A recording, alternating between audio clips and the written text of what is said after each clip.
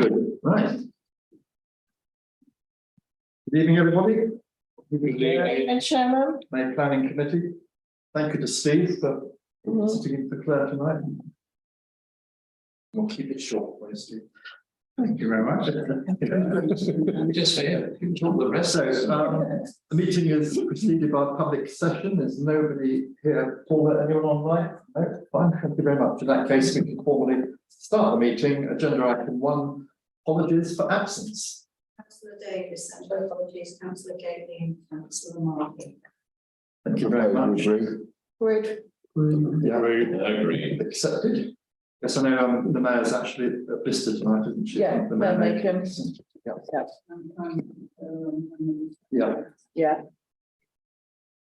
Right, declarations of interest. Receive declarations of any person of prejudicial interest on this agenda.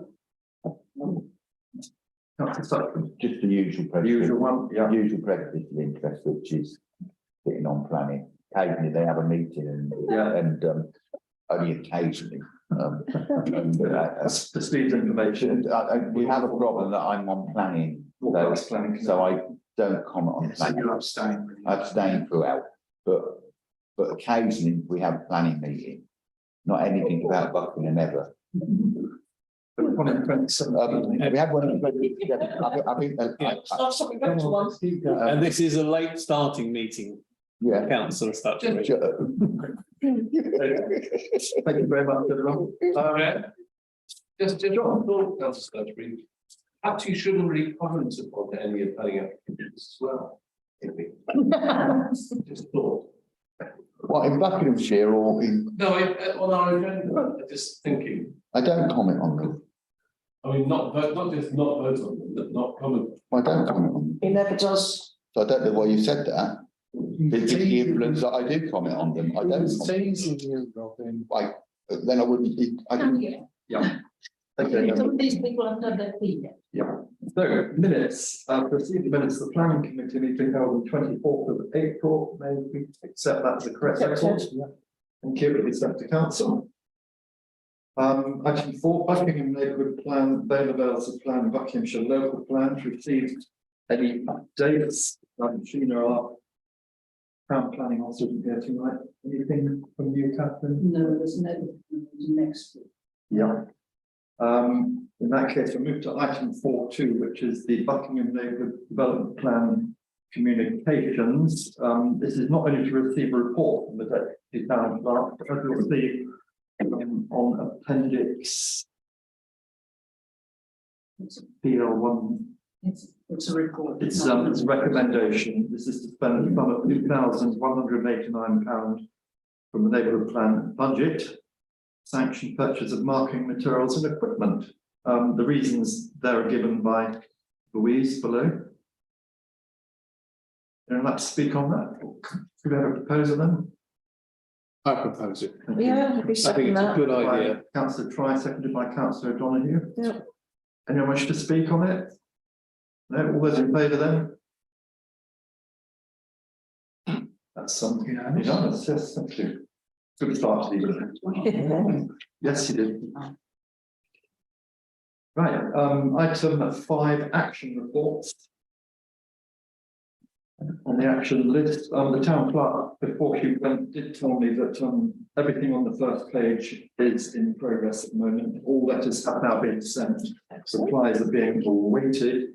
Councillor Sturgery, anything you say on the cycleway, on railway walk? Or... What I do know is that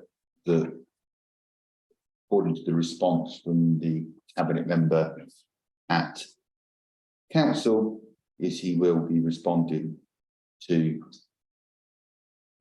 town council and others as soon as he is able to, in a position that he can respond formally in anything to do with that. That's what he said at council in response to my question. So I can take that as that. I think that's as much as I could possibly plan it. Thank you very much. On page 2 is section 106 matters. You will recall that we invited Shire councillors to come and meet the council. 3 of the 5 were invited, have replied, have given us dates. 2 haven't had a response from yet. Councillor Stutchbury, of course, is already on the planning committee, so. Licensing policy, Catherine wrote. We have a decision on whether we're going to actually have them. Right, do you want to do that now? You've got some dates, haven't you? The idea is we hold this before one of the planning committee before council The meetings. one that seems most acceptable is the 17th of July, and it's been suggested that we meet earlier with them and they got them. So Yeah. we'll start at 7 as usual. So we met at 6 or 6:30.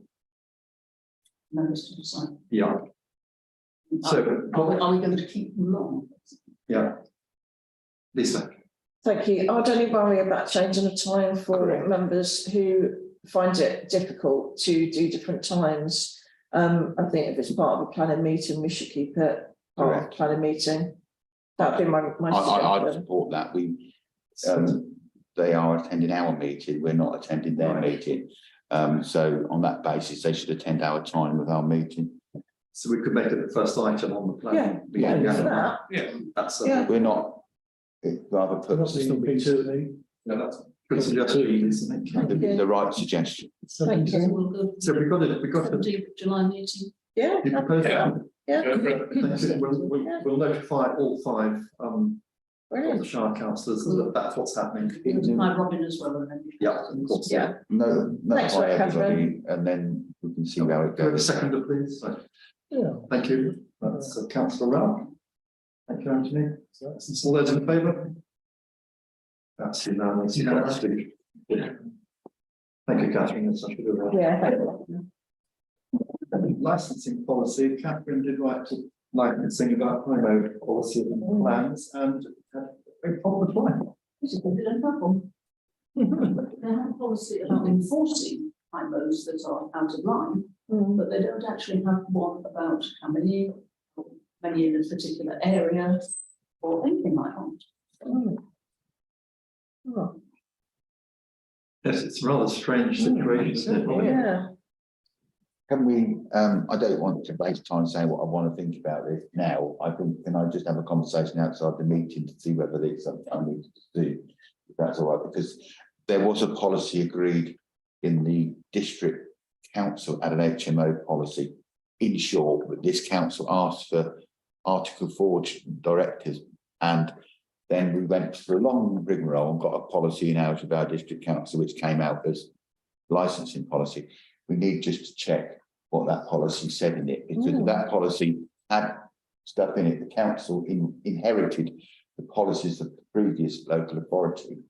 And it could be that the officer in line knows nothing of that policy. I haven't got it before me, but there was a policy because we voted it through. It could be because they have switched IMO licensing to environmental health from licensing. And people we talk to in licensing Well, are as very knowledgeable. I proposed it at council on behalf of this council, managed to get a policy change, but you will look at it. And I'll take the conversation outside the meeting because I don't think we need. Already do the email. Yes, I need to. You can find the policy. Yeah. Good, but thank you for that, Catherine. Yeah. Everything else is fairly straightforward up until West End Farm archaeology, Which is on the agenda. on the agenda. Yeah. Thank you. Councillor White is looking to the Buckingham access, so we've passed everything onto the cycling and walking team. Gate Park upgrade is on the agenda. You've actually got it as a written piece.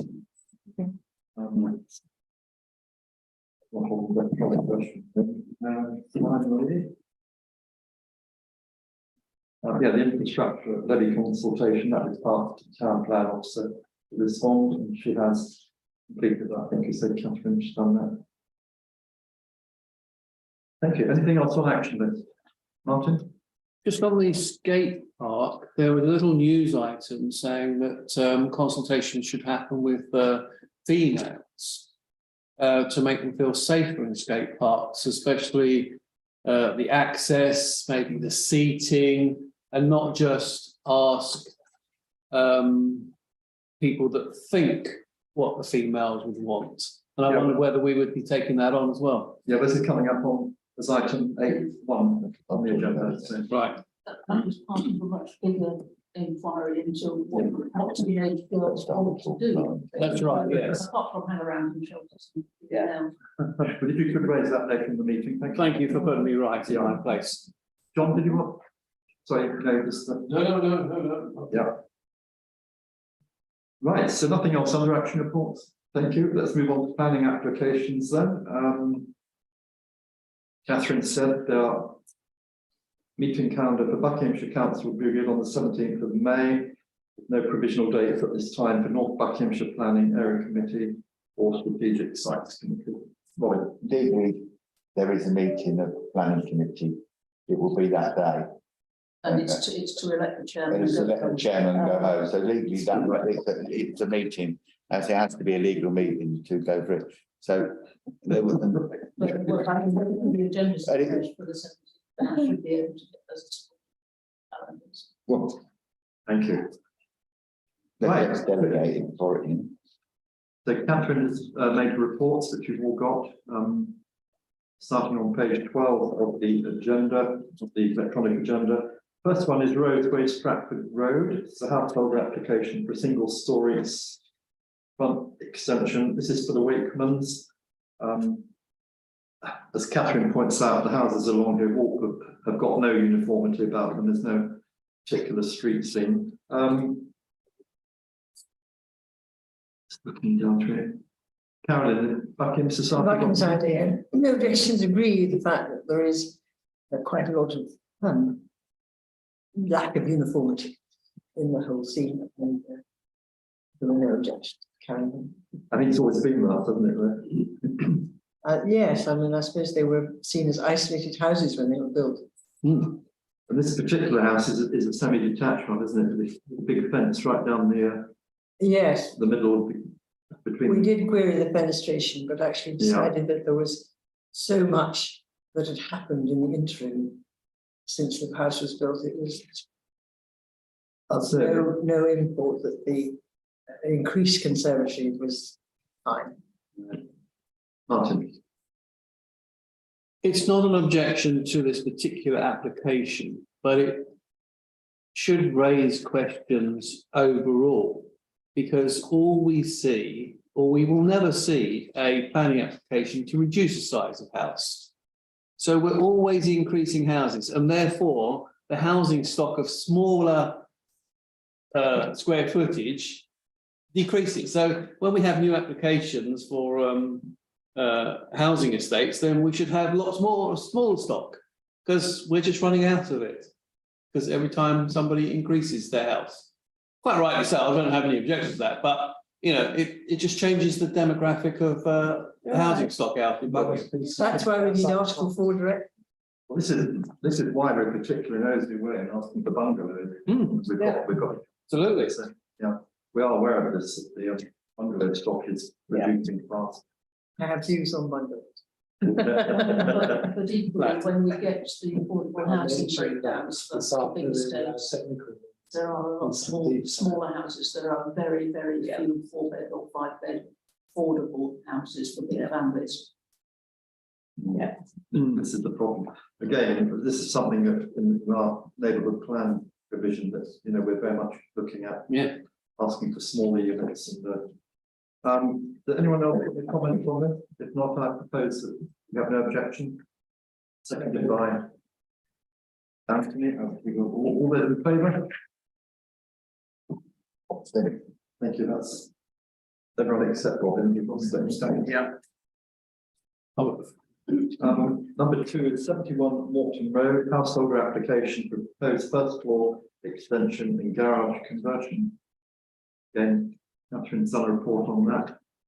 On the west side of Morton Road, just before it begins to level out at the top of the hill. And of course, behind it is the development which is still waiting to be done. Above it. Above it, yeah. Behind it is open present. Yeah, sorry, above it, the 12 houses. That. Is that permission? It hasn't been decided yet, has it? Or? It's still in its discharge of conditions. Yeah, okay, right. So it's got a provisional approval subject to the rest of it being. We haven't started it yet. No, broken ground or anything. no, I had hopes that the builders board was turned out to be forgotten. Right, any views on this?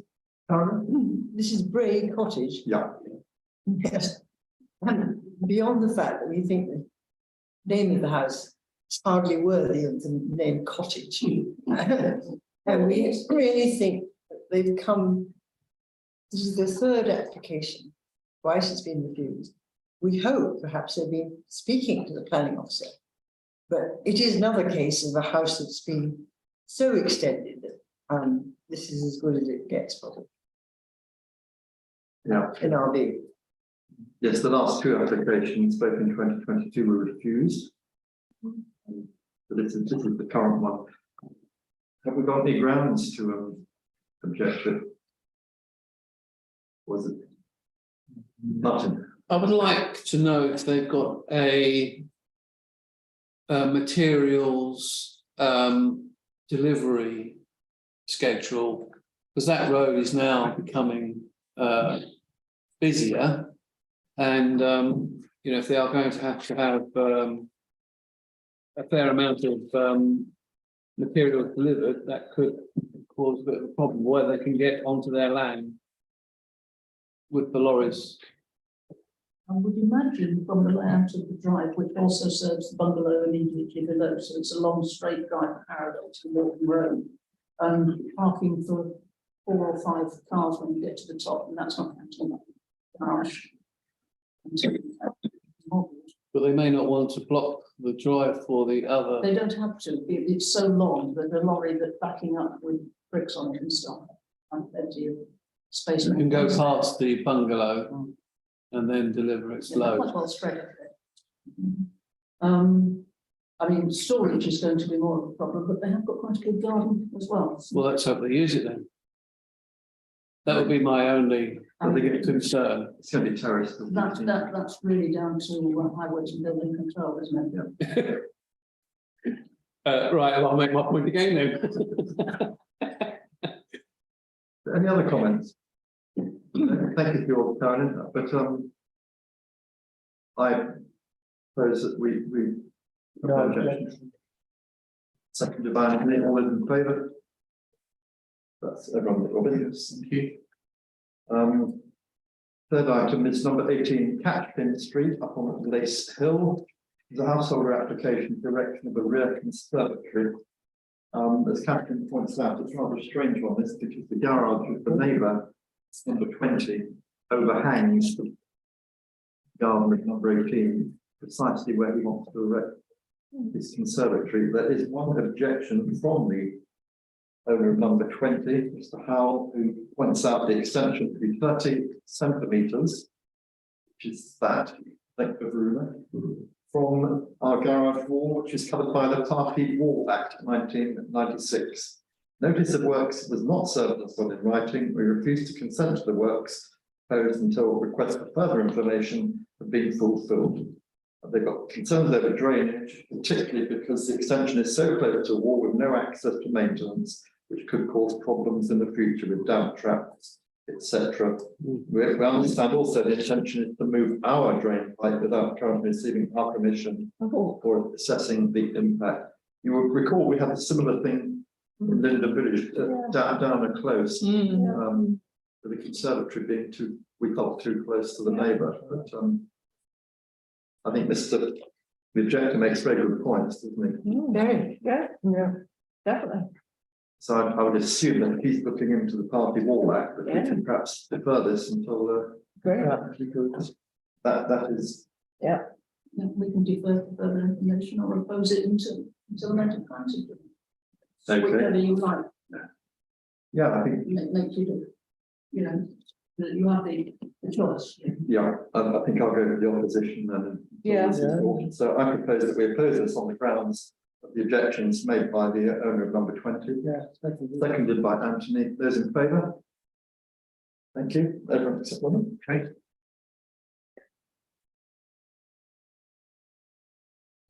The fourth item is number 31 Highlands Road again. As you know, they have been refused It was withdrawn twice and then refused once. And that was done in 2022, the last refusal. Now come back with what looks like, I'd say, a more balanced plan, but Carolyn. Well, we disagreed with that. Really disappointed. We thought that the previous design was exceptionally good and created a focal point rather than disrupting the street scene. Instead of which, we now have a sort of huge expanse of building taking up far more of a footprint. So we think it's a great step. We don't object particularly, but we think it's a disappointing outcome. I think, yeah, they've been rather forced into it, haven't they? I believe, and I think very foolishly. Yeah, I think they had a design that accommodated their needs without compromising on the street scene particularly. And now a lot of the so-called green space around them has been taken up with building footprint. yeah. But definitely, we think it's a retrograde step. One of the positives out of this, of course, is that part of it's remaining as a bungalow, as it were, because as we know from earlier applications, they want this to be a multi-generational house. So that, I think yeah, the previous design was designed as such a multi-generational Yeah. house, and it was much more attractive in appearance, as well as being economically better on the environment, in our view. So a disappointing result, but we don't object to the current application. Thank you. Anyone else like to speak? Well, I think having gone through Catherine's guide, I don't think we've got grounds to oppose this now in view of the repeated attempts they've made to build this. And I think certainly, I think the fact there is some bungalow element about the wing means that we're not actually losing a bungalow. We're just gaining another floor. Yeah. If that's the right way to put it. And we didn't oppose the previous, either. Yeah. We didn't oppose the previous. No, so again, to add that, so I propose that we have no objection. Yeah. Seconded by Anthony, all those in favour? Thank you, Martin, that's right. Next up again. Yeah. Item 5, up on Buckingham Industrial Park on home stalls, the Buckingham butchers. Basically, so they can tidy up the whole front end, they want to bring forward with a canopy over the whole of that front end. There will be the loss of one parking space, they've got 4 at the moment, but there is plenty of space around there. And those of us who've been up to Buckingham Butchers, I've very rarely seen more than 2 cars parked up there at any time. Only Christmas, it was really busy, but Yeah, other than, that's exceptional, isn't Yeah. it? Yeah. other than no, So what do members feel? yeah. That's with us. What, Martin? what do you think they are going to use this for then, with the canopy and stuff? It is an industrial estate. I know Yes, the, other outlets have crept in for various reasons. what they're really doing is replacing the conservatory that. Trying to remember the name, the double glazing people who used to be up there, they did have double glazing the other day. But they disappeared a long time ago, but they built a sales glassware thing on the front so that people could see what their conservatories and double glazing Yeah. look like. And it's just got mankier over the years. So the butchers would rather have something weatherproof. And they've also taken on the next unit, it's 3 units in a row now, and they want rain cover so that it can get into the end one without getting drenched. And I think, Martin, just to answer your point about being industrial estate, of course, they do butchering. They do. So from that point of view, it is an industry of sort. And are we okay with the toilet, tractor fan, is that in a good place? I suspect that that's been insisted on by the environment and health people when they put the last version of this in. This is an amendment to the previous. And the door opening outwards, that's all, For all I know, That's all good, is it? Clean hands and using your elbows to get out. Surgeons do. As Catherine said, we didn't object to the 22 application, which was approved. no, but, Yeah. you know, Basically, they're just moving the front of the porch. forward a meter. Which is Things slip hardly- through these days, don't they, by creepage, is my favourite. So I propose that we have no objection to that. Yep. Seconded by Anthony, all those in favour? Everybody? Let the chilling down. The next two applications may be considered together because one of them is a listed building application. It's the new inn in Bridge Street. It's a display of illuminated and non-illuminated sign. Also the repainting of the end wall in a darker colour. The pictures are there. Thank you for those, Catherine. It's a good illustration. There was a bit of a mix-up here when the application first arrived with us. All drawings, photographs and plans with the real Swan Inn in Oh, no. Yeah, the Atherstone, Atherstone in Warwickshire. God. Wow. which is also listed, but in a completely different set. That's bad. Atherstone's one of these canal side places that grew up along the canal. So as a result of that, the design and access statement application is not correct. They have changed the plans and the drawings and the photos, but they forgot to change the design and access. I just looking at the plan, the main thing is the lighting. It's going to be uplift trough lighting.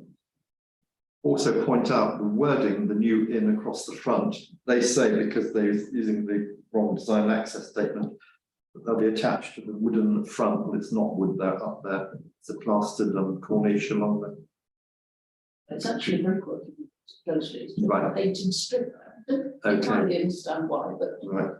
I That's want to just paint 3 or 4 bits between windows. the dark end to the building. Sorry, I'll be with you, Martin. Yeah, yeah. Dark end to the building. The reason they give for that, the darker redecoration is to enhance the appearance of the site. So, what are members' feelings, Martin? Yes, nice to see that something's happening there. I do have an issue with up lighting. And because of the light pollution that it causes. There's sort of no need for it these days. It can be done tastefully in other ways, back it, around it, and not have it at all, whatever you like. But I don't know,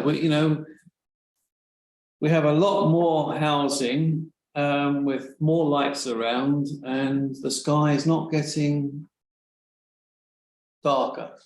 It does have that lighting already, as you know, at the moment. Yeah. Yeah, but they're changing it, so It's true. we have a situation where maybe we could ask them not to because of this.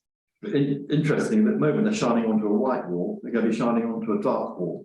Yes, that all helps. Yeah. If we ask them about the wattage or lumens that they're going to spray up there. That's a very good point, Martin.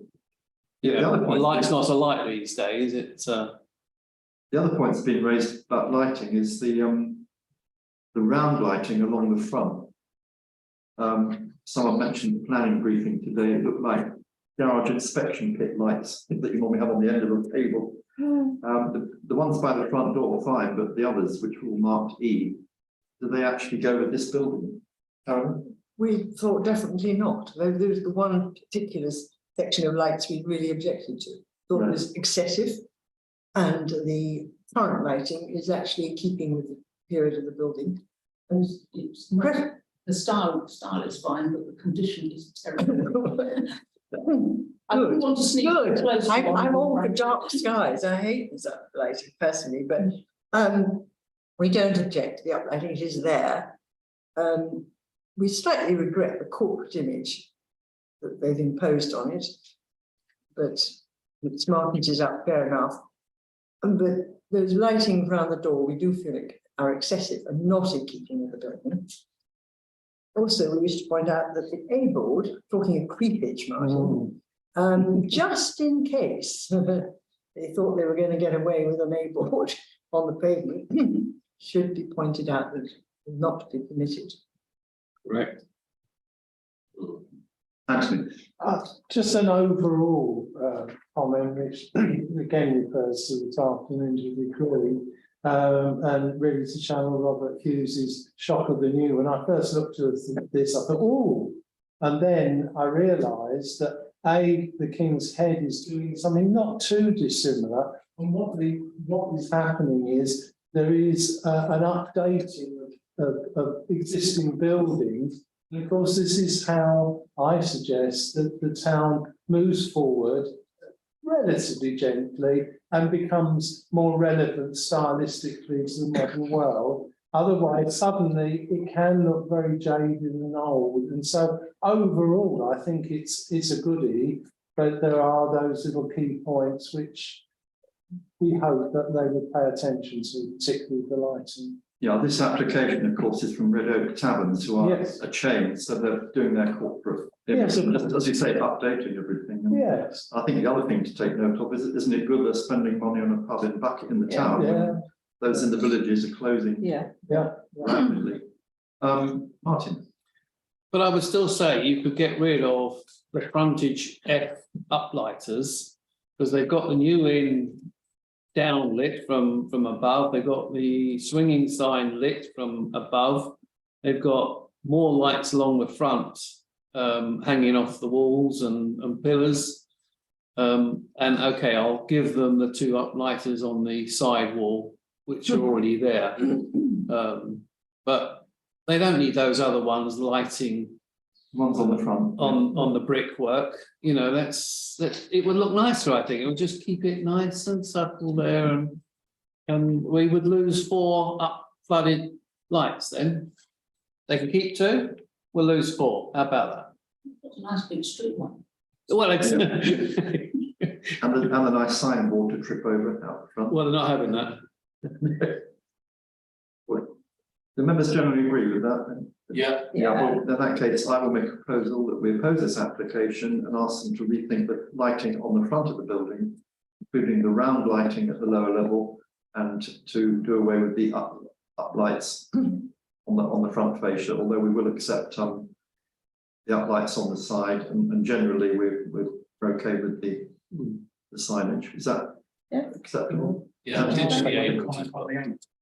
But Oh, the able. oh yeah, thank you, Steve. Yeah, and the A board would not be permitted. No, for access reasons, but to be honest, Chairman, there's always I won't say always, there's often a mobility scooter sat outside it.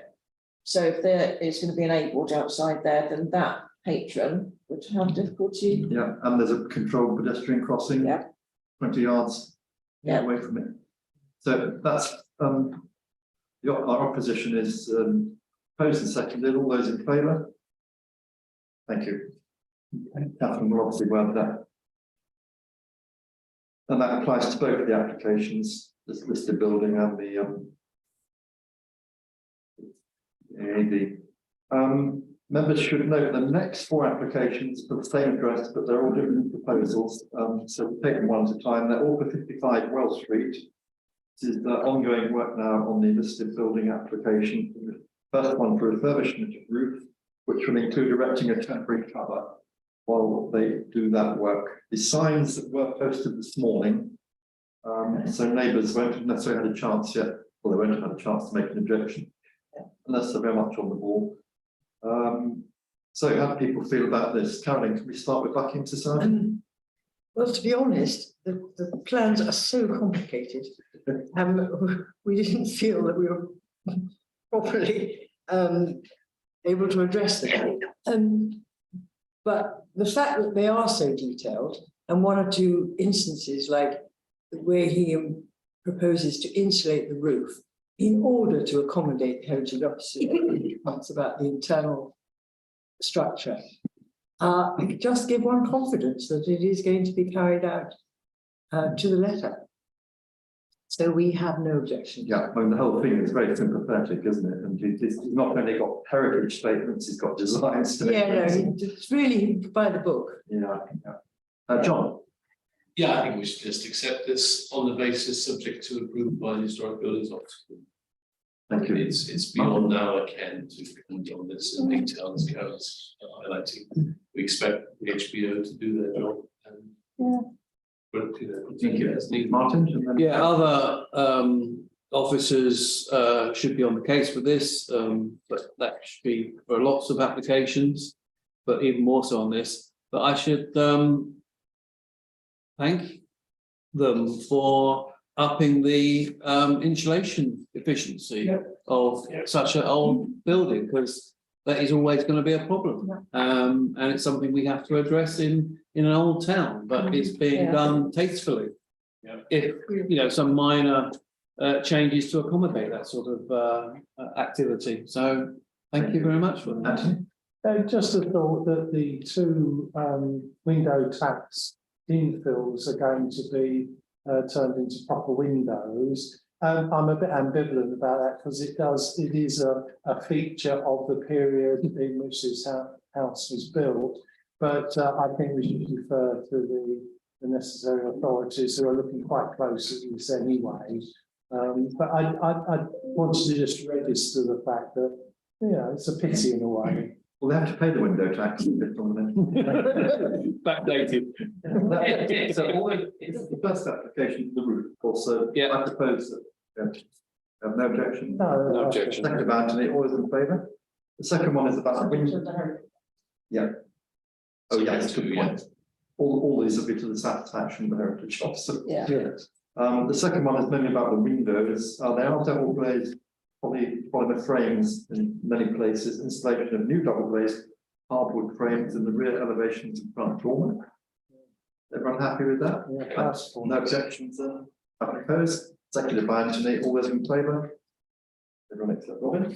Would Councillor Ralph like me to put the point about the undoing the historic front ones in this? I mean, I don't want to mess up his application but I just wanted to make sure I was commenting that, you know, it was a feature of that period in time, and I'm always loath to lose those things unless there's good reasons. And I think My question is more about, would you like it in this application about windows rather than the last one about the roof? Oh, I don't mind I really. think it's coming up with that. I'll just slide gently down the centre of the table and. I think we can put the members noted the loss of brick top window tax. Heart factor window tax. Yeah. Thank you. Put a clock on the walls. That was approved then. The third one is listed building application for removal of existing polystyrene insulation and installation of new breathable insulation, render installation of mineral fibre insulation in existing floors. Is everyone happy with that? Yeah. In that case, I propose no objection. Seconded by Anthony. All those in favour? Thank you, that's everybody except Robin. And then finally, listed building application for erection of new stair and partitions. I think Catherine said there's actually no access to the attic. The ceilings of the upstairs are black and plaster, Right, which is of extreme. So while they've got the tiles on, they're going to put the insulation in from the top. right, okay. Yes. Good. Which I think is brilliant. Very good. Clever. I mean, it's going to be a very well integrated business this, because the staircase is actually as approved back in the day. Literally decided they would rather have a spiral and put a spiral one in without telling anybody, but it's now noticed. But I mean, spirals are a pain in the state upstairs. So anyway, that final one then, nothing else got anything to say on it. I propose no objection. Seconded by Anthony. All those in favour? And everyone except Robin. Thank you. Chairman, I will make an observation Yeah, at the end of the next application. I'll make an observation after you determined it, but I won't comment while you're Okay. discussing it, if that's okay. So this is our final one tonight, number 12, not the consultation, but of course, we've never taken any notice of that. Discharge of conditions for 19 Bridge Street, submission of details regarding parking, cycle parking, electric vehicle charging point installed and landscaping. You've all seen the plan, I'm sure. What they're proposing to do is just make the whole front into one big car park. They're doing a little nod to planting by putting a couple of green strips at the bottom of what will be the car park, but they're behind a wall that you won't be able to see from the street. There are 4 parking spaces, all of which fail to meet the minimum standard of Buckinghamshire Council. They're 0.3 of a metre too narrow. Yet highways has so no problem. But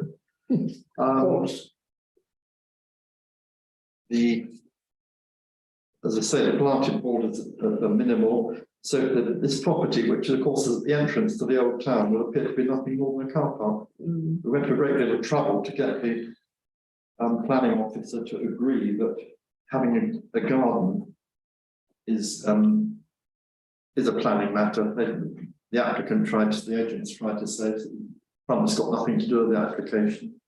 But we managed to get that one shot down. The other problem is that there's no pleasant green frontage for the people who are going to be living here, nor is there for passers-by. So, right, it's open for debate. We certainly object to the lack of landscape or green landscape within that plot. 2 plants of berberis, 6 of Lunessa pileata, the most boring plants in the world. I mean, do not constitute a landscape plan. You would expect me to speak up on it. It really is an insult to what was there before. It's not going to look like any form of garden, or let alone an amenity space. It certainly ought to have a decent hedge and a tree, at least as a minimum. And we think they're cheating the system by this ridiculous sort of stop to a request to put in a landscape plan. It is not a landscape plan, and it never will satisfy the appearance of this property facing the conservation area. It's a really important entrance site to the town. It deserves better. Not only facing the conservation area, but surrounded by listed buildings. Indeed. Yeah. And as Catherine pointed out this afternoon, if you live in one of these flats there, you want to take your chair outside and sit in a car park on a hot summer's day. No, the lack of amenity space is already a problem, but some effort should be made to improve it. Yeah. And that is no effort at all. Right. Thank you, Karen. Yeah. Anyone else like to speak on? In that case, then on the grounds that Carolyn's outlaid to get together with particularly with the lack of amenity for people living there and the fact that there's going to be a car park at the entrance to the town amongst listed buildings. So Martin? Yeah, sorry. There's this paragraph stroke sentence about the electric charging point. Yeah. But then it goes on to say other parking spaces shall be provided with passive wiring. Yeah. That means an extension lead to me. It means that basically the wiring's there, but there isn't a plug yet. You'll have to pay if you want to put one in. Phase 3 and 4 will have a charging points in front of them, but the provision for future charging of phase 1 and 2, that there has to be that. I think I might check high level on that, because I think that says every new one has to have one. I think we're pretty sure. I might argue that 2 of them aren't new. There have been people living in there. So the electric vehicle charging point shall be retained thereafter in perpetuity to a working standard. Is that not a given? Should it? Do we not do things like that? Yeah, I don't know why they've added that in. It seems to be just putting words in just to eke it out a bit more. So that means it's going to be a HIMO then, does it? I'm saying this in public, but I think they're just cheapskates. They could just as easily, if they're going to put new, I mean, that's a rubble heap and Rosebay Willow Herb at the moment, nettles. If they're going to level it and make it into car parking spaces, then they're going to have to lower the cables to 2 and lay them to 4. But this is going to be flats or a HIMO then? It's, the upstairs is already a flat. The downstairs, which are up till now has been offices and things. Do you remember they had a go at turning it into a takeaway? They did, yes, yes. Is going to be 2 flats. So there is a large flat over the whole top because it goes further back at first floor level than it does at ground floor level, because the hill's so Yeah. big. So it's quite a big flat at the top, so that merits 2 parking spaces, and then 1 each for the single bed flats in the bottom. I think they might argue that 2 of those parking spaces are near the new position. So they're not moved. Yeah. So I don't see why we shouldn't just comment on that, if they're going to let there, just on the one side there. Or hopefully full-size bays will be provided. They could move for everything at the same time. Like I said, I will check that because I'm fairly certain that they say new parking spaces, which these are, because they're stores out there at the moment. Yeah. Every bay should have one. Yeah. And the minimum size, of course. Oh, yes. So I propose then that we are opposed to this on the grounds that this is not the landscaping plan we're expecting in the conservation area. Surrounded by buildings, the fact that it's not providing people who live there with some green and pleasant area to enjoy as per the Buckingham neighbourhood plan, and for all the other things that people have outlined, Catherine's taken note of, but we object to this. Do we also want to explicitly say that we note the non-compliant size of the? Yeah, we just Yeah.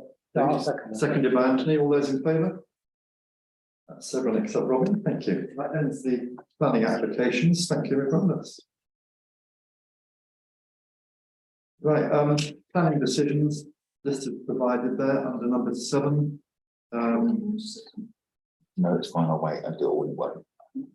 Easier. The one that we opposed, that we wanted to further information was 40 Embleton Way, where they're converting a garage into a bedroom, and we were concerned about the new bedroom door being blocked by the open front door. But our concerns on that were ignored and approved. Refused was 12 Brackley Road. This is the house opposite the cemetery, next door to where the NFU is. This is very, very interesting. We've had 10 letters in the planning portal from residents who all confirmed that it had been a garden in continuous use since 1996. The planning officer was very, very diligent, and she turned out a 2017 application for certificate of lawfulness for use as a chiropractic clinic, and in it, the details showed it was an open paddock land to the rear. So it was not a residential garden 6 years ago, let alone 10 that they claimed. And this is the reason they turned it down. It was refused because the applicants had not demonstrated the residential use of land in excess of 10 years. The landing deck, which had been there for much longer, 20 years, and the Environment Agency apparently had no objection. We're not quite sure what happens to that at the moment, but certainly they'll be told that this has got to continue. They have to either make an application for it to become a residential garden. It's now moved beyond the certificate of lawfulness, isn't it? I mean, I think the planning officer is to be congratulated on their diligence. Yeah. Those can be done. Other applications, court to remove floodgates and infill your concrete. We were concerned that in bad floods, overtopping of the wall could still occur, and in heavy storms, rainwater could flow into the car park entrance ramp from Bridge Street. It was approved, but Guinness Trust has engaged a contractor who specialises in maintenance of semi-aquatic areas, and the best method to undertake these works would be via pump extraction method, and the Environment Agency has agreed to that. So that's a small victory for us in a way. Not quite what we were after, but it looks like it's a satisfactory outcome. Item 7.2, planning inspectorate. There has been an appeal. The grounds of non-determination by the owners of the piece of land, triangular land on Stratford Road above Warfield Terrace. There's going to be planning inquiry by written representation. Our reasons proposing it are all set out there, but the debt doesn't comply with Buckingham neighbourhood plan. New developments will provide good quality outdoor space. And the white boundary wall on Stratford Road is out of keeping with its surroundings. And we also noted that there are other wharf houses or wharf yards down the hill, so that they would not be suitable. Anything, not normally, the comments we've already made would go to the inspector. If anyone feels we need to add to that. Could you just remind me, I know it says where it is, but where is it? You know, when you get out of the lay-by, Secret. and turn right, on your left, there are big double timber gates. That look Oh, yes, like yes. the substation. Yes, yes. It's behind those, Oh, right. and it's of a height to look down over Whitmalls. It is, yeah. And it, Right. well, we have this bizarre around the site. And they get to it from, Well, the double gates. From Stratford Road. Yeah. through those double gates. Yeah. Yeah, Or will do if. Yeah. Thank you. but, it's the report that we did for the application that hasn't been decided yet. It's that triangular house and that triangular site, and in the middle, if you notice, there is a kitchen that has walls around it at the middle. Okay, thank you very I much. think is a novel one. So we do it better. John. I'm just curious, really, because I can't remember this. Do vaguely remember it, but not in detail. Why did we record no objections when we had this number of objections in italics? It seems an odd decision for us to have made. We're saying it's not compliant with our neighbourhood I plan. think probably because we had no strong planning reason to refuse it, did we? But we made all these. It's going to be invisible. Because Okay. the vegetation along the Stratford Road is high enough to hide it completely. They were going to have this wall as well. We objected to the wall being white, but we suggested they perhaps put planting or coloured it a different colour. And it was originally a two-storey house, and I think we were so relieved to see that it was now single-storey and therefore completely hidden from view. Was very bizarre. Thank you. So Pet Martin finished. So Just one other observation then. Is there going to be any restriction on any cars parking outside of that gate? Because I think as you come down there, that will restrict some viewing. It's a sliding gate, an automatic sliding gate, and Yeah, but that looks like people. one of the changes between this one and the previous one is that they have got enough car parking space inside their wall.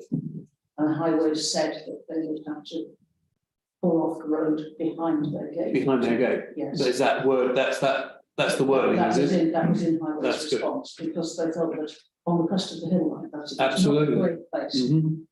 and of course, he got the all these populated a little bit further along. Yes. Yeah, no, thank you very much for that clarification. And the people they are in the neighbourhood. I think we were- And eventually, under the section 106 money, there may or may not be a pedestrian crossing up there or further down. We don't know yet, do we? No, I think they've deleted that one. Right. That was a bizarre action. They clearly think that Buckingham is flat. Well, it is on a map. Well, it is on the map, yes, but I mean, the Morton Road, they take no notice of the height difference between the top of the Morton Road and the town. And they insist that everybody's going to be able to walk up there, just like anything. And cycle And yes, there will be a cycle path marked on the Morton Road, which is just frightening. I mean, it's frightening enough as it is, but having designated cycle path just encourage people. And this one, they couldn't tell east from west with respect to the football field. And decided that they wanted a link to the cycle route in the park along the bridle path that goes below Water. And then pedestrian crossing across the Stratford Road on halfway down the hill, where you've got a verge on the other side that's too steep to walk up. Sledging was good. Very interesting. When I left our planning briefing this afternoon, and started to drive home, as I got Leatherwood Merriman Manors Drive, two cyclists were coming towards me. Behind them were at least 20 cars and 3 buses, which obviously had to sit behind them all the way from the Old Stratford roundabout. Or Stratford, top of the Stratford Road roundabout. That was quite interesting. So, right, so if no one's got anything to add to that, that will automatically go to the inspector. That's going to be considered on 29th of May. So, item 8, Buckinghamshire Council Matters, to receive news of Buckinghamshire Council new documents, other information from Buckinghamshire Council members. Stephen, haven't we got any documents to say, have we? I don't think I've been left any. In that case, there won't be. Yeah. Claire Morgan just says no. Okay. In that case, no. Thank you for that prompt. Right. Answers to written questions from Councillor Starchbury, but first of all, let's hear from Robin what he's. Firstly, I'll take the flood one first, and then if you look at that question, the observations which I would make on the response I got, that there's no reference to Buckingham, though. But the original motion that I took to Buckinghamshire Council was passed to actually force them to do something about it.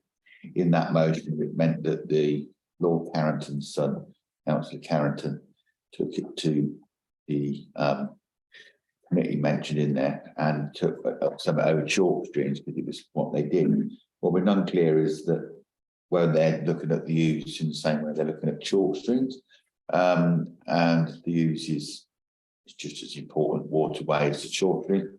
And what we're unclear is that they really, in this response, though it's a wordy and lengthy response, it looks like there is no additional work being done on how we regularise the integration between when a development is being applied for.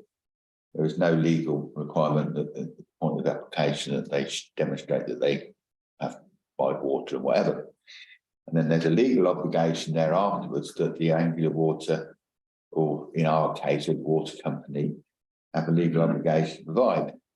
What they are saying is that they're working with the water companies to whatever. Coincidentally, I understand that Ozy Way, which one of the estates where we started this conversation because of the lack of sewage in the application, there's been a written consent to do it. What I'm unclear about in all this, having been following up for several months, is, and I'm still very, very concerned in the sense that we're agreeing loads of applications with no clear drainage plan for them, no clear floods plan for them, and we're agreeing the number of houses of which we're not taking any conditions about with the aquaflow, whether our sewage system in the town can cope with it, and whether we can. So what I'm fearing here is we will be in a situation where there needs to be nothing in an application saying you will have to spend some money on that, because there's no planning guidance, I understand, in law to tell them they've got to do that, which rather brings us to a situation where they need to actually change the law so that development do this. We're going to have a lot. If you look at the numbers of 300,000 houses in the southeast, most portion of those are going to be between Cambridge and Oxford, and there's going to be a lot more development, all on the legislation where there's no need to provide in a very different water table area, of which once the water table is polluted, it's polluted, you can't undo it, and we're going to need that water to drink. So I don't know where we're going with this, apart from the fact that it is a very accurate and legal response. But I remain tacitly concerned about this and hope that at some point some minister will take control of these planning matter and actually deal with the. You will recall that historically there was no legal basis to adopt Section 18 agreements, were never adopted, and the government adopted in 2010 the legislation from the previous government, which was to impose the legal right for them to adopt. That's why now they're adopting them. But I don't know what members feel about the response. I feel that we are tenuous, to say the least, on all this stuff, and I'm really concerned that we could get the situation which Appin remembers very well when they constructed the Lace Hill development. They basically hadn't actually got a sewage system constructed for it, and lots of the houses were going into a large septic tank through the development. It appears there's no powers with the local authority to necessarily enforce, only the duty of the developer to provide. So I am really worried that Buckingham's an unusual town in the sense it's got a large water course, which is the main body of the town. So I don't know where members think about this, and I'm sorry for going on so long, but I'm quite concerned about it. And I'd be interested in your view. And I can't say, they can't claim that I haven't been diligent on it, because in 2021 I got the council to look at it, and to be fair to Lord Carrington's son, Councillor Carrington, he takes it as seriously as I do, and but he could only write a report on what he was able to do, which was the area around the chalk streams, which is an area that he did. He did accept the view that they should extend that. Where we go with this as a council, I'll be interested to see. I'm clearly not going to walk away from the period, but where I go now, I've got to think carefully what I do. Thank you for asking the question. John's got one. In terms of where we take this as a town council, I wonder if it's worth writing to the water company, Henry Water, again, but write them again, and ask them what the capacity is of the current sewage infrastructure. In other words, how many more houses would it take for the infrastructure to be beyond capacity? And how do they assess this? And how proactive they are in terms of looking out for major developments in the towns that they provide water and sewage services to. And just get some information about this, and we can then maybe take back to the Shire Council at a later date, because it does concern me that not just here in Buckingham, but in lots of places, how was this done? I mean, when will, because there used to be a sewage farm, more or less where I live, and it got moved obviously to a bit somewhere further east. At what point will that sewage plant be beyond capacity? So I think we should just ask those questions of Anglian Water and see what response we get. I think one thing that stands out from the answer to Robin's question is that it's Schedule 3 of the Flood and Water Management Act of 2010. It was enacted in 2010 with an indicative timeline of 2024 for implementation. We're still a year away, 14 years on, we're still a year away from that part of it being enacted. And I would assume, Robin, that the water company is going to just say, well, until that is implemented, we're not really in a position to. Would that be a fair assessment? I think it's a reasonable assessment, but it really shows that governments, period, haven't been paying enough attention to this. What the sewerage is in the news at the moment, because we know the water company's there, and as sad as it is, it's actually good, because it's not good that they're polluting the rivers. It's good that there's some actual interest in what we do with sewage and water. I think John makes a really good point about establishing some facts. I think it would be really interesting to ask similar authorities how they deal with this problem. Like the King's Planning Authority, and maybe another similar one, Oxford, who's got the Thames, would be a good one. Because they deal with it. Hampshire would they've got other rivers, but I think maybe Oxford, and forgetting something what I would saw on the Cambridge Arc view, you know what I mean? So that, to see how Oxford's policies around this and what they do, and then see what policies are done in Milton Keynes, where they've got views we share with them. So, and I think that if John would accept that as a I think let's get some more information. And then let's bring it back and try to see where we go with it, whether it means I have to go back saying, well, in light of the fact that we found out other people do something different, why aren't you? Or whether it reinforces the answers that we've got from Buckinghamshire Council that they're toothless. I think that's because what we can't do is neglect it, because when we write our neighbourhood plan, we need to think of something we put in our neighbourhood plan round the ability to, we're going to get houses whether we want it or not. So we need, but we have to make sure that those houses, sewage and that are sustainable, because at the moment, I'm worried that we could have, especially this new estate, it's not meant to be scaremonger, it's factual. New estate, it's the top of an aquifer with a stream coming out of it, which flows down into the River Ouse. If they go for the tank approach and it leaks, it goes straight through it goes straight through Meadway, straight along the back of Badgers and dumps in down at the cricket club and straight into the river. So they've not taken this seriously, and it was, and if I was being bitter about it, it was refused going to committee on the deposits of the cabinet, the chairman of the planning and whatever. They decided to overrule the local members. They had no support from any local members to take it. And this was something really major to the town. So what conclusion we draw from that, apart from the fact we've got to try and do better? John.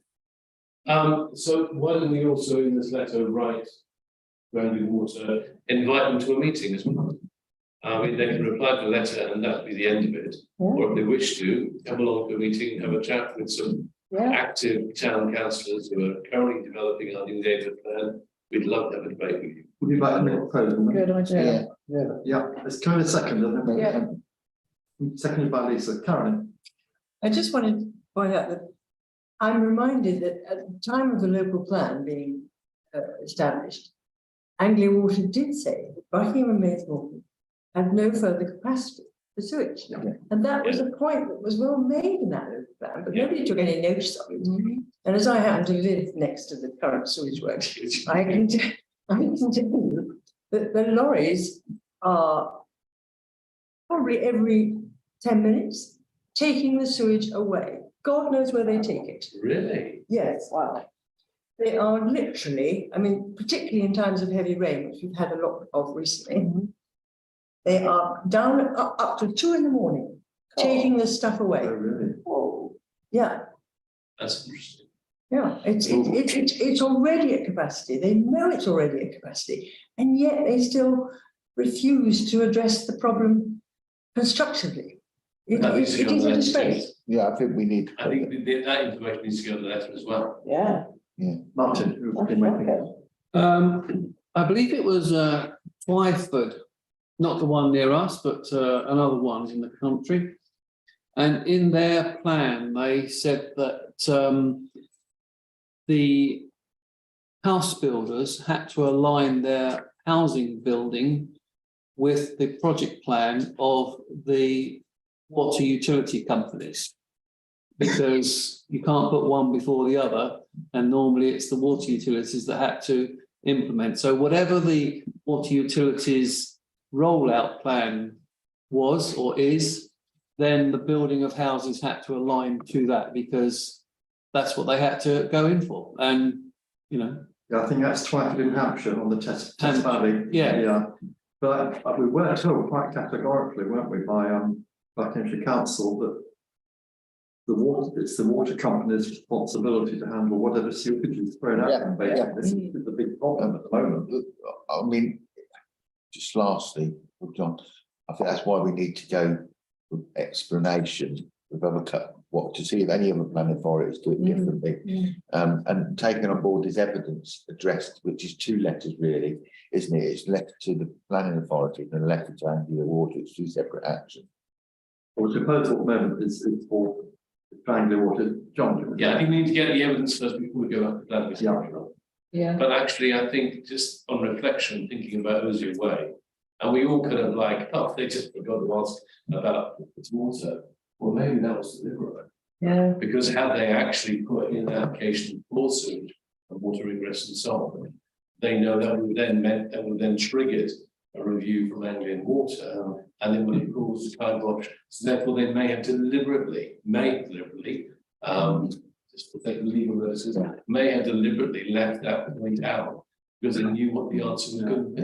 The point that Martin made about Twyford is absolutely right. That's how it should be, but unfortunately, it's not how it is. We moved away from and on John's point, right about the anger and points made about the water, but I do still persist that we need to find out what Milton Keynes do and Oxford do.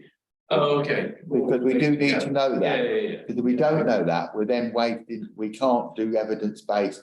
We've got the water company, we've got two planning companies. We can then decide how, if it needs to go back as a question to cabinet, whether it needs to go for a motion from council, or what it needs to do, or whether it needs to go into our plan with the evidence we found.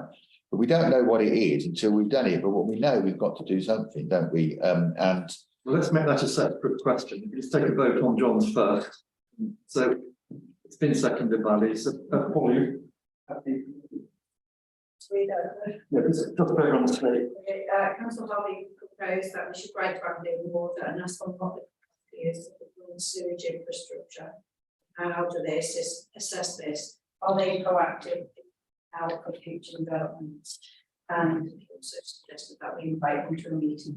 Seconded by me. Yeah, thank you very much. Is everyone happy with that? Yeah. All those in favour? That's unanimous. Robin voting. Robin, and secondly, I asked that we write to Milton Keynes and Oxford planning authorities to ask them the same questions and how they deal with it.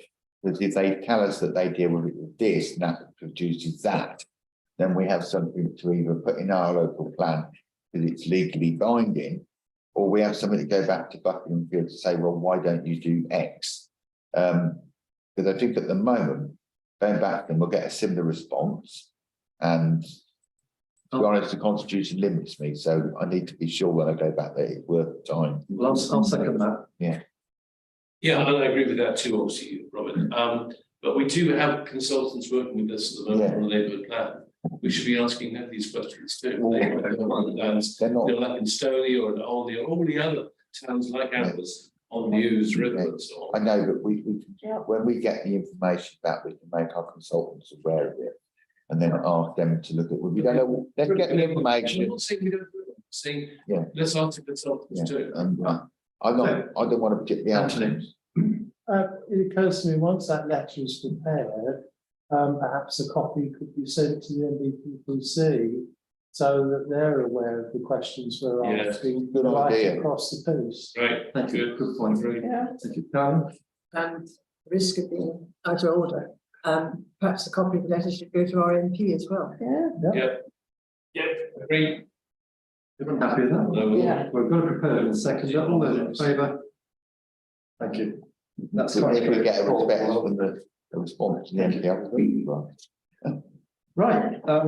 Robin, your second. Yeah, the second one Escape is. part, just to remind everyone, it's not on your electronic copy, but Catherine has given us Yeah. the paper one. I think the other matter will come up at the full council. That won't be dealt with anywhere else. It's then full council. When I was going to explain outside the meeting why, I can explain outside the meeting why. This here is a very sort of, well, I could say passive response to an ongoing question. What I am interested in is that, though the article was reasonably informative in the paper, it made, as Councillor Tribe said, it made some comments about consulting with other ladies and with girls and whatever about it was. One as a observation, that article was drafted after the written response. But cabinet, if the cabinet member made this response, and then he's made an additional response, I would suggest that he's making comments on the hoof that he hasn't actually gone through an officer with. Because this is a response that was prepared for him by an officer. That there I am. I think it would be worth us going back very simply. I was pleased that John got the article in the paper. I thought that was a good move. And well, I'm also pleased that they actually are following it up. And I know Lisa's been interested in this as well. I don't know what other people think, because we met them originally, all three of us, when we were trying to move this forward somewhat. All three of us met the youngsters. So we all have ownership of it. But I think we need to see clarification around the consultation, because you are going to be involved in the consultation. it would have been really nice to be informed that you're going to be involved in consultation. Informed you're going to be involved in consultation. So Robin, you were saying that the cabinet member exceeded his brief. I would say that he got over enthusiastic, which I'm not guilty of not doing myself. I'm not going to say that I'm not. I'm not going to be. That's the tip from John, because he's been the driving force behind this. Well, dispute. No, I've been following it up since. No, not your question, but about the skate park from day one. Two things. I think we're past consultation now. The plans Yeah, are done. they are. We just want the skate park built. Yeah. Let's not ask anything about consultation now. Yeah. We don't want to delay it any further. Correct. Let's just get the thing It's been built. done, John, that's what All right. Yeah. Other stuff can be added later on. I mean, I think there will be a shelter for youngsters as well, like we have two of them at the moment. They will, that's something we can address later on. But secondly, say that I have written to Peter Strachan because I was talking with him about this some months ago. And I said, you will be very, very popular in Buckingham if you can put in a temporary facility during the summer holidays, while this one has been, bulldozed and rebuilt plans. He has not yet replied to my email asking him that question. I am hoping that means he's looking into it. I've got no idea whether such a thing is possible. It might not be obviously as big as the current thing, but it might be something. Mobile skate parks or a thing. There are a thing. Yeah. Okay, so it's a question of the cost and whether they can find the popular money somewhere to pay for this. And I'm hoping he'll come back with some good news, and that's why I put that comment. You see, Saturday runs at county shows, and Yeah, so it could be done. Yeah. And he asked me where it could be done. I said, well, I can't really hard concrete areas where it might be possible. So there's loads of green spaces where it could be erected very straightforwardly, thank you. on the kind of, the sort of pseudo pub track next to the edible forest. There's places there. There's plenty of Is places. it members' wish then that we know Robin's question and thank him for it, but at this stage we just hope. I think John makes a good point. Yeah. We don't want to get involved in consultation. No, just Because all what's happening, build it. build it. I think the other point that you said about the fact that the installations need to, this is the point we were at last year, and nothing happened, did it? And I do think that I have to remember that I first talked about this. I went down with the late Edley Cadd. The late Edley Cadd was the county councillor at the time, and I was the district councillor of the ward. We both stood there asking them to put it into the section 106. And we would stood there with the officer. Edley came down on the basis that he was just interested really because it was a district matter. And we were both in agreement. Edley stood there giving us the history of the whole area. But this shows you just how long it's taken to get to this point. And I was, as I say, Edley was out. So Edley had been most pleased to think that any conversation we had together has produced something eventually for Buckingham. Robin, I'm mindful we're very past the pressure. Lastly, just Still want your report, don't we? just lastly to, I think it's the archaeology. I've been to Cabinet on the archaeology, which is on the action list. I've had an update from it, and it is the verbal is available on the website in the sense that they are moving it forward, and they are doing post-excavation works or theory to do some. So we have now got a verbal statement in the public domain that they're going to do something and that we are going to eventually get the bodies examined, although there seems to be, we seem to have lost 5 bodies since the original. There was 80 originally, this seems to be 5 bodies. I don't know quite what happened to the other trucks, they've got better and gone on. Councillor Buckingham. Yeah, I think maybe they've got better and recovered now and they're no longer bodies, but there was originally 80. And now it could be now they've disseminated the bodies that actually there wasn't 80, there was only 75 because they thought, when you saw the bones out, maybe when you put the bones out of it all, maybe there was less people there. But I am pleased that that's moving forward. Again, thank you for your question. Yeah. But I just the reason for doing it is purely to keep it on the public agenda because if the council lose sight of it, eventually it will never get done.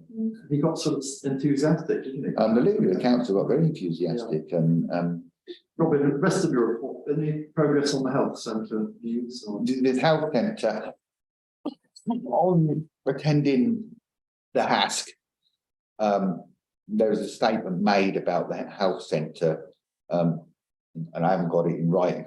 It's not something I can have a written response to. It's in the public domain. To bear in mind, what I'm saying is what was repeated. They anticipate building it in 2025. They anticipate that there was a comment made in the meeting, which please, it's on my Facebook page, if you can bear looking at me. And the statement was around the fact that the inference was given that the money was secured. What I wasn't sure about is they were waiting for some dovetailing to do with the integrated care board. I think it was the integrated care board, and actually it's full of acronyms, isn't it? Not so many doctors these days. But they were in fact that it was going to move forward. So it was all jolly optimistic. That. So I suggest you look at that, maybe watch the slide question. But also was a slightly related to it, indirectly related to it, is the question around Buckingham Hospital, which was reassured by the health people that they're keeping the beds there again, which I think we need to keep that going. Yep. They also were suggesting that that they recognise that the problem in Milton Keynes discharge problem to Buckingham is ongoing. So they've recognised now that there's a problem, which we've all known that if you get to Milton Keynes Hospital, you can't get into adult social care. So that's it. With our neighbouring plan, that's something we need to consider, that that we need to make sure that we get contributions to do all this stuff, and that integrated care is thought about. So they're in there, and there's also there was a third thing. But I think that's enough for me tonight. But they're all things that you can go to my Facebook page, and the verbal response to both of those are there. And I'd be interested in you understanding the comments, because it's no doubt that health is going to be whatever. I am currently working with somebody on the areas to do with integrated care, which they refused to let me ask. So now they're going to get that cabinet now, so they'll have to ask it anyway, won't they? Thank you, Robin. Other questions for Robin? Thank you very much indeed. Can we move on then to item 8.2, an updated list of undecided opposed, that's held over to the next meeting. Item 9, updates from representatives on outside bodies. Anyone? Any report? Anthony, nothing from? No, there is a meeting next Monday, but I choose to come here rather than there. I will prepare something from the minutes once we've had that. And I've already sent my apologies to Roy and to Pat. Yeah. So I notice the meetings are still online. Is there an intention to return to face to face? Mike suggested more than once. It'd be nice to face to face, as with many other meetings, but I think it's because it's so spread out. The people, it is a lot more convenient to sit in your living room on the Zoom. I appreciate the downsides of that, but there doesn't seem to be any great enthusiasm, to be honest. Thank you, Anthony. Robin? Through you, Chair. Anthony, is there any aspiration of the group looking at health provision, in the sense that we know for a fact that no development Buckingham has ever produced any? We know they've discussed the fact that no development has produced any. I'm deeply concerned that with the amount of growth we're likely to get and the amount of growth we've had, that we're not going to have anything. Has there been any discussion around that whole topic with them? Because I didn't really think an organisation with that weight and that influence should be looking to raise those either in growth of infrastructure, select committee, or raising the health concerns jointly at a future HAS meeting. Because I note that there's very few people attend those meetings, and I believe if Mr. Newton and the correspondent have had, it's going to be slightly easier going forward for people to get public questions.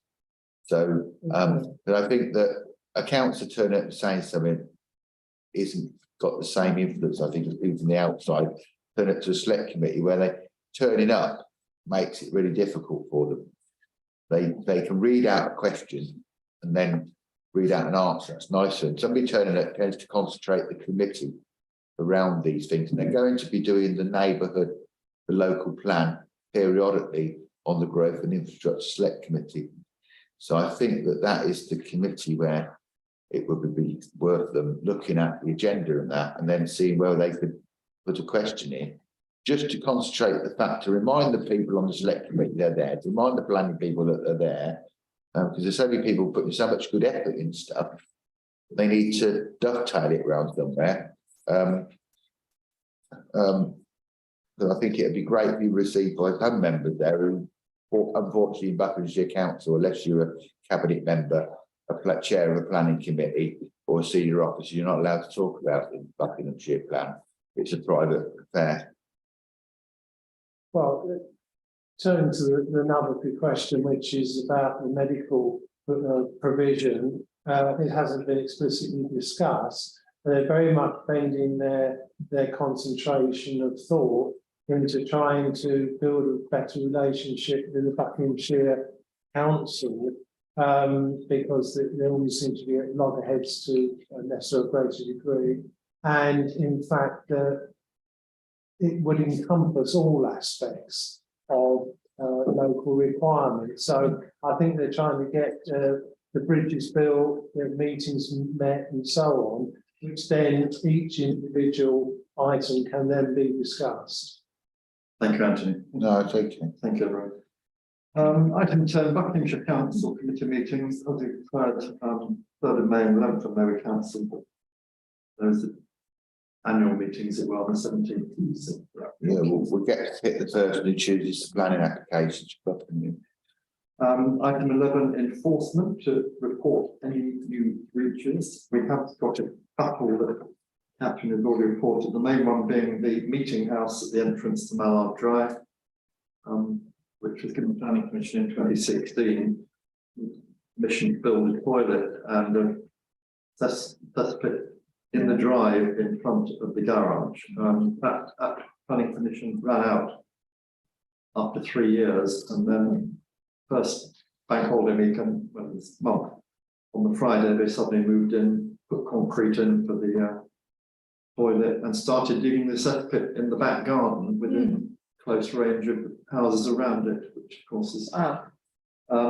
Catherine tried on the Friday to get a stop put on it by enforcement, because being a bank holiday weekend, they'd all gone. Although enforcement on the Tuesday morning had already been up there and visited. And John, you went up to take some photographs. I think you met the enforcement people. I did, yeah, they were there having a look-see. Yeah, this was just this last week, wasn't it? So it was. I forget which day of the week it was on now, but I emailed you both. Your photos are dated the 11th. There we are. It was that day then. good, thank you very much. So yes, and they were just rolling up their sleeves to go and have a look. So it is logged, it's got a number, and as we know, action is being taken. The other one that Catherine has pointed out, because she looks out of her office at it, is the flats in Burnley Close. Fences, 1.8 metre fences have been erected where there should be curbs, not as approved in the planning commission. Yes, fortunately, the fences are not a traffic hazard, because there are no vehicle access to flats. But they've built 2 timber fences, like garden fences, about that far apart, at right angles to the wall in front of the flat. Lee noticed them first. I noticed them second, because they started cutting bricks and we've got the windows open. And the dust was just awful. They've built a brick pillar at the end of the Burgage plot wall, the stone wall that runs down behind the health centre, which is quite big and apparently useless unless they're going to build a matching one on the other side and have a gate. But the drawings show that the access is to be edged, but to the parking bays on each side of it, because there's parking bays going up towards Browns and there's parking bays opposite the library, with a 50mm curbstone edge, which is. Yeah. And what they've got is a 1.8 metre wooden panel fence with a very close one to it, and that is where on the drawings it's shown that they've got 4 skip bins.